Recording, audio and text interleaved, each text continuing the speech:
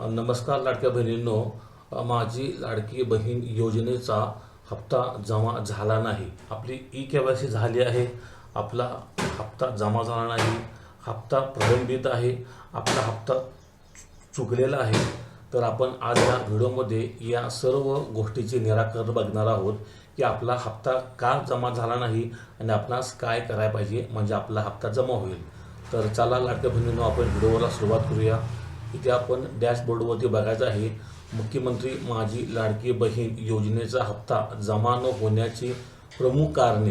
पहिलं कारण आहे की आपले आधार बँक खाते लिंक नसणे, ई-के-वाय-सी अपूर्ण असणे किंवा बँक खात्यात काही त्रुटी असणे. तर आपण आपली ई-के-वाय-सी पूर्ण केली आहे. ज्या ज्या लाडक्या बहिणी पात्र आहात का नाही आहात हे आपणास स्वतःला माहीत आहे. आणि आत्ता विषय कसा आहे की मार्च एप्रिल महिना असल्याने काही बँकांमध्ये खात्याचे के-वाय-सी करण्याची प्रक्रिया सुरू असते. ही बँक के-वाय-सी एक वेगळी प्रक्रिया आहे. याच्यामध्ये आपली बँक ई-के-वाय-सी होणे गरजेचे असते. ती जर झाली नसेल तर आपल्या खात्यामध्ये पैसे येण्यास वेळ आपणास लागू शकतो. या कारणामुळे सुद्धा आपल्या खात्यामध्ये पैसे आले नसतील.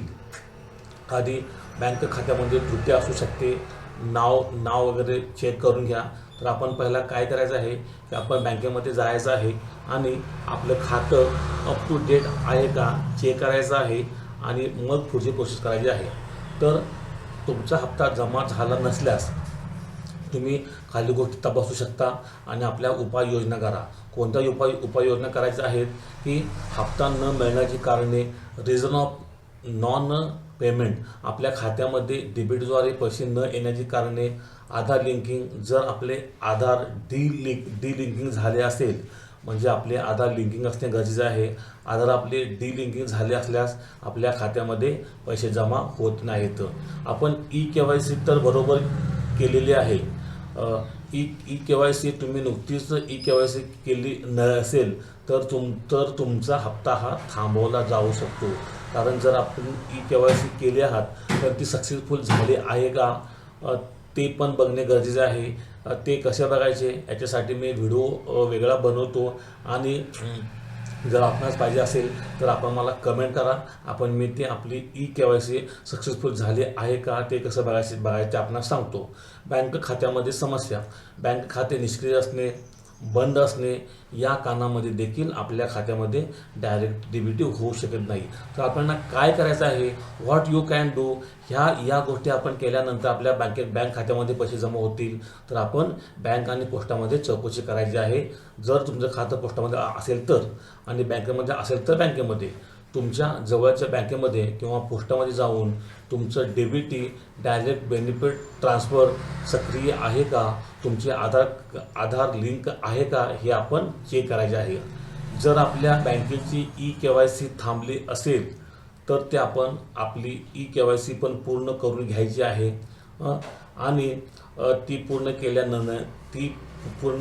केल्यानंतर आपल्या खात्यामध्ये डायरेक्ट पैसे हे जमा होऊन जातील.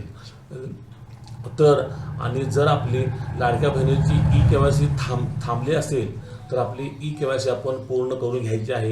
याच्यासाठी आता पोर्टल हे बंद करण्यात आले आहे.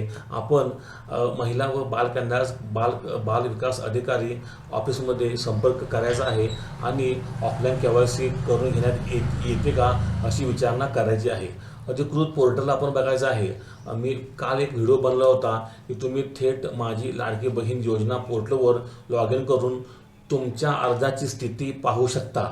पण तिथं विषय असा होत आहे की पासवर्ड रिसेट करण्यास मागत आहे. बरेचसे मला लाडक्या बहिणी कमेंट करत आहेत की सर पासवर्ड रिसेट होत नाही आहे, OTP येत नाही आहे. तर त्या सर्व्हरवरती काम सुरू आहे यादी अपडेट करण्याचं आणि याच्यामुळे ती प्रक्रिया स्लो झालेली आहे. तर आणि जर आपणास पोर्टल ओपन झाली तर आपण ते पोर्टल ओपन करून सुद्धा आपल्या अर्जाची स्थिती बघायची आहे. तुम्ही योजनेच्या अधिकृत हेल्पलाईन क्रमांकावर सुद्धा संपर्क साधून समस्याबद्दल माहिती घेऊ शकता. स्थानिक पातळीवर तुम्ही अंगणवाडी सेविका, ब्लॉक स्तरावरील अधिकाऱ्याशी संपर्क साधून तक्रार नोंदवू शकता.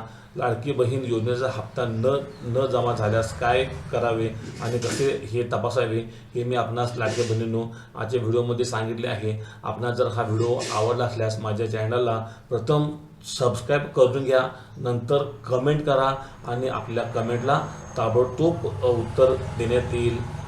माझा हा व्हिडिओ आपणास आवडला तर लाईक करा, शेअर करा आणि सबस्क्राईब करा. धन्यवाद. थँक्यू.